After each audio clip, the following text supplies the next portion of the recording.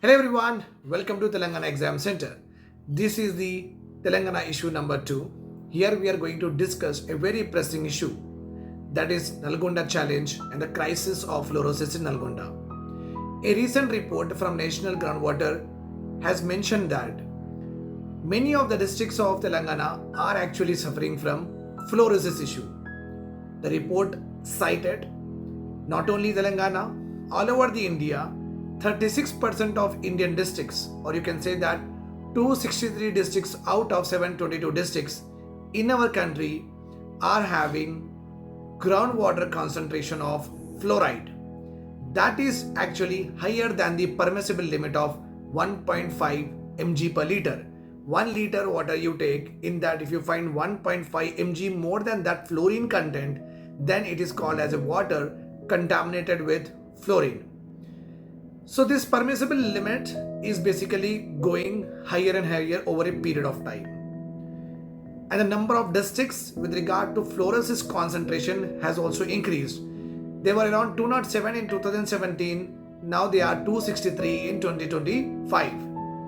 Now, these are some of the important findings with regard to National Groundwater Report, in which Telangana is also one of the major state having fluorosis concentration. Now let us also talk about the problem with regard to excessive intake of fluorine leading to cause fluorosis. Fluorine is basically found in our drinking water, and Bureau of Indian Standards, they have recommended per liter one can have, or a water can have 1 mg of fluorine content, which is a safer side with regard to any disease affecting us.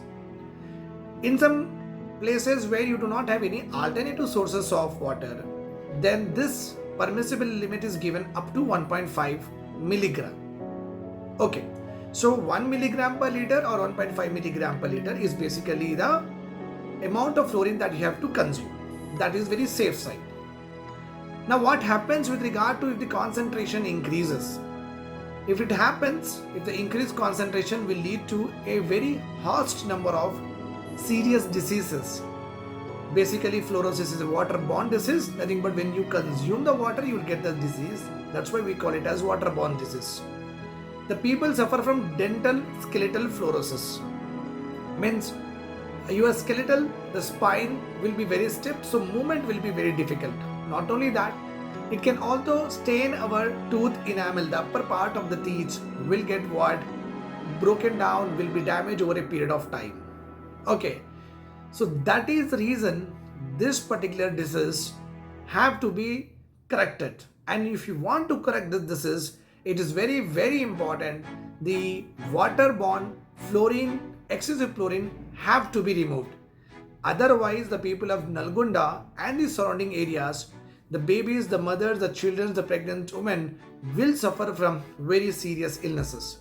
With regard to this, I have already created a short in order to tell to the CM sir that it is a very urgent need that he has to step in and try to take some immediate measures. This is the longer version of the video. We'll talk about it. Let us now discuss another important area of this video.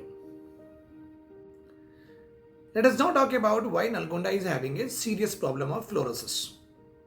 The first and foremost reason is Nalgonda rocks have more fluoride content. Naturally, they have more fluoride content in the rocks. The second important reason which we can avoid is anthropogenic originated one. The Nalgonda people and the surrounding areas, the farmers or the people over there are excessively extracting groundwater, which is actually leading to more amount of fluorine content in the groundwater, which is actually used also for the consumption. Remember this point. And specific to what we have at this point of time, 28 districts of Telangana has a fluoride content more than 1.5 ml, which is higher than the permissible limit given by Bureau of Indian State. Okay, and only Rajasthan is the second state which is having all the 31 districts with higher value of fluorine. So the fluorine problem is not just with regard to Telangana, but many states, basically the western states, have this problem too. The most severely affected states with more than 10% of the water samples which have exceeded the limit of fluorine are Rajasthan, 43%. Means if you take the complete water samples in Rajasthan, 43% of water sample collected are having higher concentration of fluorine. It is then followed by Haryana, then followed by Karnataka, and Telangana stands at fourth place, where out of the total water samples, 14.8% of water samples have shown exceeded limits of fluorine in it per liter. And if you talk about how many habitations have been affected, means the areas that has been affected. Now let us see the effect of fluorosis in Telangana. In many of the districts, the fluorine content per liter is increasing more than 3 mg per liter in many of the villages. Till now, 967 habitations, means the people living in a particular area, that is called as one habitat. 967 habitations has been affected in our state. 2 lakh people has been impacted by this particular higher concentration of fluorine, which we can easily eliminate. And one more shocking point here is the fluorosis in Nalgonda and around the areas has been identified way back in 1937. But still it is very endemic to this particular areas. Means since 70 years haven't we done anything?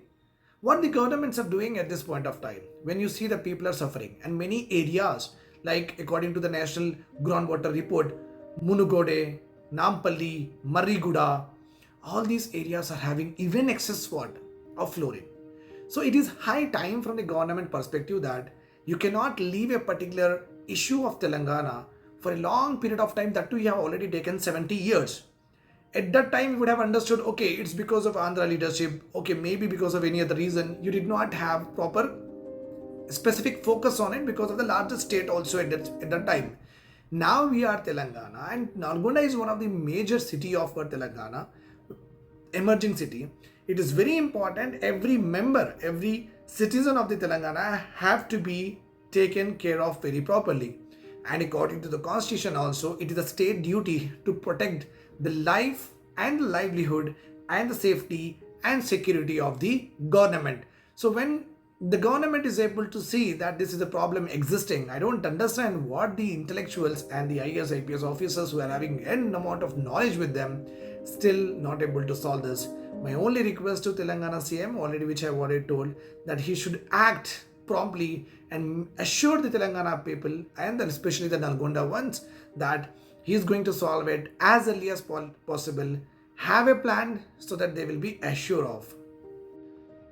Now, what are the various technologies by which we can solve the problem of Nalgonda challenge, nothing but fluorosis? The first and foremost one here is remove the fluorine from the water itself. That is called as defluoridation techniques. Under this defluoridation techniques, the first one here is Nalgonda theory, or you can say that Nalgonda process itself, where alum is being used. When you use alum, it has to decrease the concentration of fluorine in the water, and you can have it. In a pot, you can put some alum, and after that treated water, you can have it. That is Nalgonda process, but still that looks very traditional and very regressive, and we don't able to quantify it. That's the reason you can have activated alumina plants, which is also another important technology here is reverse osmosis plants.